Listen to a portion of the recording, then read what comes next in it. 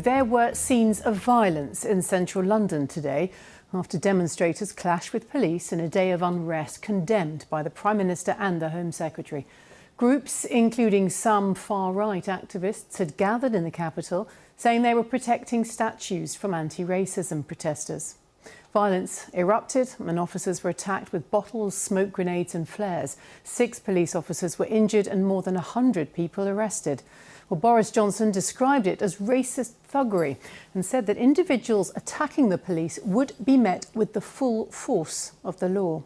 This report from our correspondent Tom Simons does contain some violent scenes from the start. There had been some peaceful protesting. But it wasn't long before this started. Throughout the day, the police have been repeatedly attacked. These lines of officers were there to keep the protesters apart from an anti-racism demonstration nearby. This team were pushed back from outside Parliament. The crowd broke through. They attacked photographers. We tried to ask some of those protesting why they'd come. Report the truth. I'm asking to speak to you so I can report what your truth is.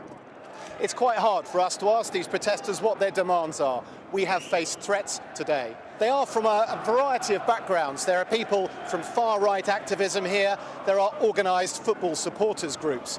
The one thing they say they aren't is racist. The clearest motivation today, protecting, in the protesters' words, the statues in this area, though Winston Churchill, Nelson Mandela and the others had already been covered up. One protester who would talk said he felt Churchill, British history, were under attack. Come on. I mean, he had some racist views, but at the end of the day, he led us through our darkest hour. I mean, I'm from South London. I've grown up with black people. We're all working class. We live side by side. Nobody here has an issue with BLM. Some anti-racism protesters also gathered today, but Black Lives Matter held its protest yesterday to avoid trouble, though there were still some scuffles. We have power to change. At a BLM event in Newcastle, the organisers said there had been threats. We've received a lot of opposition and, threats from, far-right groups and whatnot. So we had to keep this quite low-key.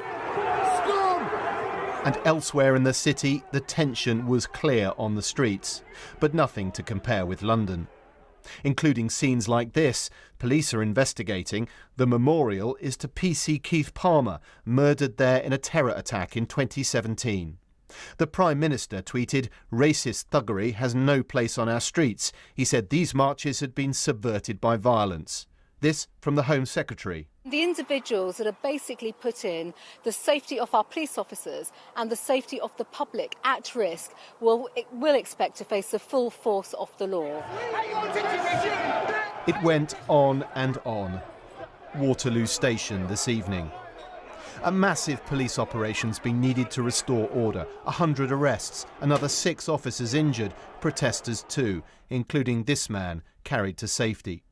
But an angry day is finally over. Tom Simons, BBC News, Central London.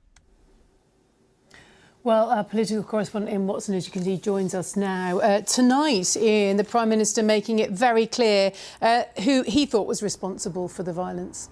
Well, that's right, Kate. As we saw, there were some Black Lives Matter protests in different parts of the country today, but the Prime Minister absolutely crystal clear on who he thought was to blame for the attacks on police here at Westminster. It was this which he denounced as racist thuggery. Now, he has, of course, also criticised those anti-racist protesters who brought down a statue in Bristol. And I think when he says that demonstrations are being hijacked by extremists, he wants to seem to be even-handed in his condemnation. Now, tonight, Sir Keir Starmer, the Labour leader, also said, no ifs, no buts, all attacks on the police are unacceptable. So at that level, there's a political consensus. But I can tell you, Kate, not that far beneath the radar, Conservative MPs in particular are getting restless. Although today's demonstrations weren't huge, nonetheless, they are concerned that government warnings to stay away from unlawful protests are simply being ignored. As one senior Conservative MP put it tonight, it feels like the teacher has left the classroom. So in the next 24 hours, expect to hear from the Home Secretary Priti Patel talking again about the need for swifter justice, talking about the possibility of doubling prison sentences on those convicted of attacking police and other emergency workers. All this to try to demonstrate that the government is getting a grip. Ian, thank you.